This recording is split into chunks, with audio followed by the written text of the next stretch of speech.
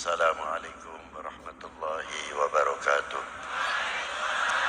Alhamdulillah wassalatu wassalamu ala Rasulillah wa ala alihi wa sahbihi wa mawala. Amma ba'du, telah berkata muallif Sidi Syekh Ahmad dalam kitab Jami'ul Usul Al-Auliya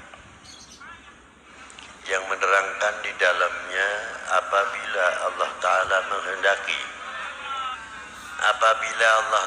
menghendaki setelah nabi-nabi para nabinya diangkat, khususnya nabi besar Sayyidina Maulana Muhammadin sallallahu alaihi wasallam, la nabiyya ba'dah, tidak ada nabi lagi, wa huwa khatamin nabiyyin, penutup daripada segala para nabi, maka Allah Ta'ala akan mengangkat ibadillahil mu'minin, seorang yang mukmin, umat dari baginda Nabi, menjadi pewaris baginda Nabi sallallahu alaihi wasallam.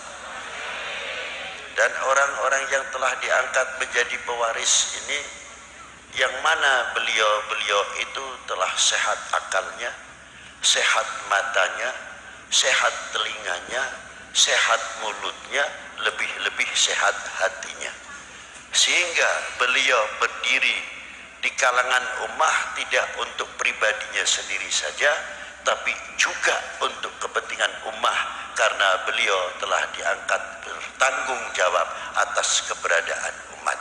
Maka contohnya, dia akan memberikan contoh bagaimana pola-pola pikir yang sehat, bagaimana pandangan-pandangan yang sehat, bagaimana pandangan-pandangan dan pendengaran-pendengaran yang sehat, mulut-mulut yang sehat, menjadi berkat umat, berkat bangsa, dan lain sebagainya, penyejuk umat, bukan untuk menakut-nakuti umat.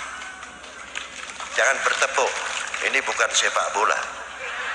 Saya tahu tujuan ibu bertepuk itu kan corona itu kan ya, tapi arah saya pengajian bukan ke sana. Ayo bareng-bareng membersihkan hati kita masing-masing.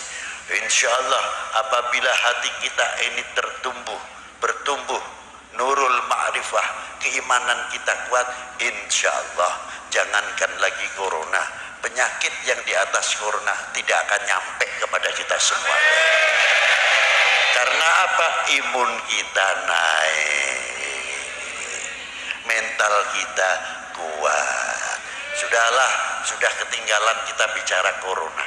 Yang penting kita tetap belajar mentaati peraturan yang sudah berlaku. Itu saja cukup. Tapi tolong sekali lagi, jangan berlebihan kok ngungkuli takutnya kepada Tuhan yang Maha Esa. Itu yang perlu diingat-ingat.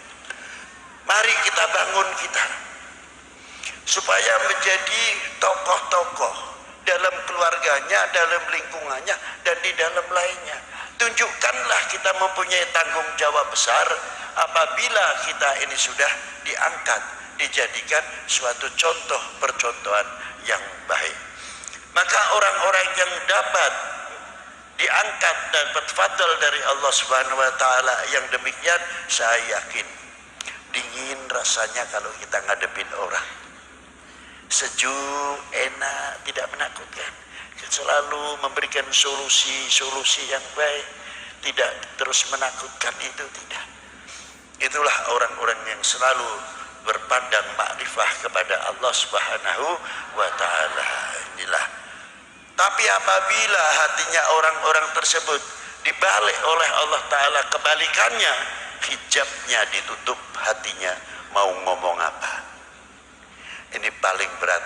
Maka ayo bareng-bareng kita berusaha untuk menghidupkan hati kita masing-masing supaya mempunyai hati yang jernih, punya pikiran yang jernih, pandangan yang berjernih, telinga juga ikut jernih, tutur katanya juga ikut jernih. Betul enggak? Benar enggak? Sudah benar. Wassalamualaikum warahmatullahi wabarakatuh. Loh, sudah benar kok lah. Dan tolong jangan, ini yang saya khawatirkan ya, khawatirkan boleh, jangan sampai itu, jangan ada yang pingsan, dadek bengek, nanti itu jadikan alasan juga bisa. Ya, jaga itu kesehatannya. Habis pengajiannya Lutfi itu lihat ada yang kena corona, yang kena siapa yang kena. Betul nggak? Nah itulah. Kaget ya. Saya sendiri kaget kok Bu. Ya. Ayo kita bangun ekonomi kita bangun pertanian kita supaya apa? Fuqara wal masakin bisa bekerja. Kasihan yang satu hari dapat sehari, yang pas-pasan. Kita sudah mengulurkan tangan sejauh mana? Saya seperti orang yang ditokohkan. Sekarang itu menghadapi yang paling ketakutan diantaranya bukan saya saja. Apa yang ditakutkan? Mas'ul. Besok kita akan ditanya sama Rasulullah sallallahu alaihi wasallam. Itu yang saya pakai takuti. Umat dalam keadaan resah, umat dalam keadaan bingung, bangsa dalam keadaan bingung. Mengapa ya Lutfi engkau diamkan umat itu? Umatku ini adalah di pundakku selaku amanat yang akan aku berikan kepada kalian. Ini tanggung jawab, aduh berat.